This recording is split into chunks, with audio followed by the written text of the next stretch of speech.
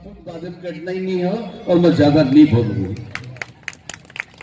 पर कहते हैं कि समाज पर जब जब आफत आई है, धर्म को लेकर किसी संत का जन्म हुआ है, मार्गदर्शक का जन्म हुआ है और किसी वीर बेटे का जन्म हुआ है कि तुम निकले इस देश के खातिर, बस इतना सम्मान हो, एक बार इस राह पे मरना 100 जन्मों के समान हो। एक सेवालाल इस दुनिया से अलविदा करता है, परमात्मा तुमने आत्मा परिणित देगी, परंतु आज भी आज हमारे बीच में संत सेवालाल महाराज जिंदा आत्मा स्वरूप है। कौन कहता है कि समाज के लिए किसी का चिंतन नहीं है? यहां पर जितने भी बैठे हैं सबके अंतःकरण में चिंतन लगा हुआ है। परास से पहले 17वीं शताब्दी में देख लो, हमारे भारतवर्ष के अंदर, नए विश्व के अंदर हमारे बंजारा समाज की क्या दुर्गति की है इन जयचंदधारी लोगों ने। कौन कहता है कि तुम में से बेटा एक सेवालाल नहीं है? हर बेटा एक वीर है। हाँ, जो अपने आत्मा में इस जनसमूह का सैलाब नहीं, समाज का सैलाब लेकर आया है। एक छोटी सी कहानी से सब प्रारंभ करूंगा मैं। 2 बातें। एक पागल राजा था, आए दिन नृत्य प्रतियोगिता का कार्यक्रम करते रहता था। वो राजा ने एक दिन एक संदेश निकाल दिया, एक संदेश निकाल दिया कि जाओ पूरे गांव में कह दो कि जितने गांव के अंदर बकरियां हैं, जिसकी बकरियां चारा पाला पत्ती नहीं खाएगी, उसे 5 गांव राज्य में दिए जाएंगे और सोने की मोहरें दी जाएंगी। राजा का संदेश पूरे गांव नगर निवासियों को संदेश पहुंचा दिया गया। एक दिन निश्चित किया गया, सब गांव के लोग अपनी अपनी बकरियों को लेकर आए राजा के दरबार में। राजा ने हर आदमी को बुलाकर उसकी बकरी को पत्तियों के ऊपर भेजा, पर बकरी की जात वो तो हरी भरी पत्ती देखकर लपक गई। कई लोग जो है काजू बादाम किशमिश और अवलेह खिलाते थे बकरियों को, पर हरी पत्ती देखकर लालच कर उस पत्तियों के ढेर पर जाकर वो फिर चरने लग गई। राजा ने कहा जाओ इनको जेल में डाल दो। पर उसी गांव में एक बूढ़ा था। वो बूढ़ा भी धीरे धीरे धीरे धीरे बकरी को लेकर राजा के दरबार में हाजिर हुआ। राजा के दरबार में हाजिर हुआ।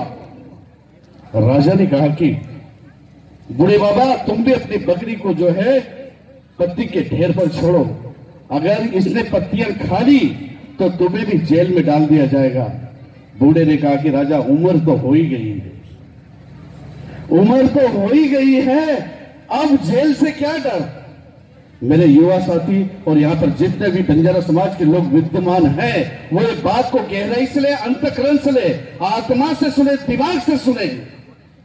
कैसे कितने राजा होंगे जो न जाने कितने प्रकार की प्रतियोगिता का आयोजन करवाते रहेंगे और हमारे आज देश की धरोहर को जेल में डालते रहेंगे, उनकी मानसिकता को जेल में डालते रहेंगे।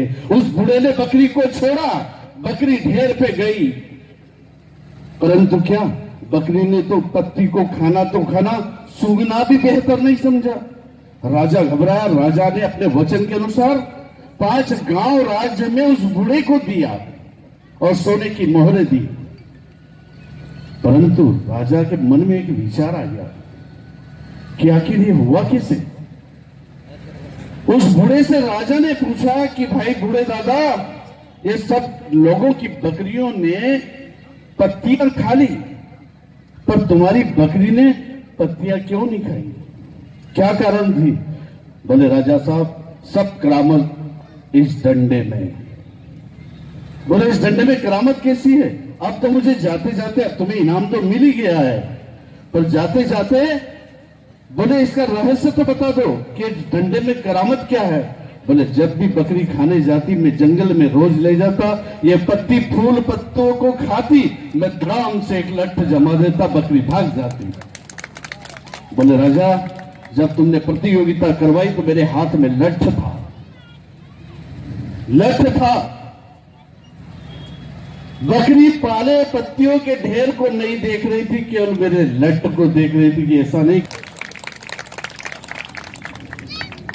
दुनिया काजू बादाम किशमिश अवले कई प्रकार के राजनीतिक हस्तक्षेप ने हमारे समाज को, पर करामत अपने डंडे की रखना, अपनी एकता का रखना,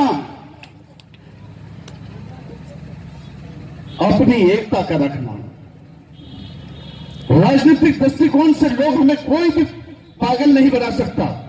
करते करते आज हम देख रहे हैं कि सनातन काल से लगाकर त्रेता युग काल चला गया, बंजारा समाज का एक इतिहास मिला है। भारतवर्ष में सनातन धर्म से लगाकर आज तक कलयुग के अंतिम छोर के कारण तक समय तक बंजारा समाज का एक इतिहास मिला है। जब जब हमारे देश पर धर्म की हानि हुई है, बंजारा ने अपनी गर्दन कटाई है और हमारे देश को बचाया है। राजाओं की सेना में अपना बलिदान देकर हमारे देश की रक्षा की है, हमारे धर्म की रक्षा की है।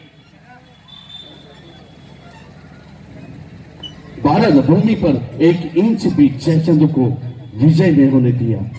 बंजारा समाज का स्थापन 1700 ईसा पूर्व 1220 के लगभग पिताजी महाराज ने गौर बंजारा समाज का निर्माण किया था। गमन से प्रारंभ किया था, गमन से गौर बने, गौर से गौर बंजारा बने और बंजारा से बड़ज व्यापार प्रारंभ हुआ जो आज तक चला गया है। राम भाई ने एक चीज कही थी कि किसी विद्रोही के कारण लोगों की मंशा रहती कि ये समाज ऊपर उठकर ना आए। सत्य कहा। सन 1857 की क्रांति के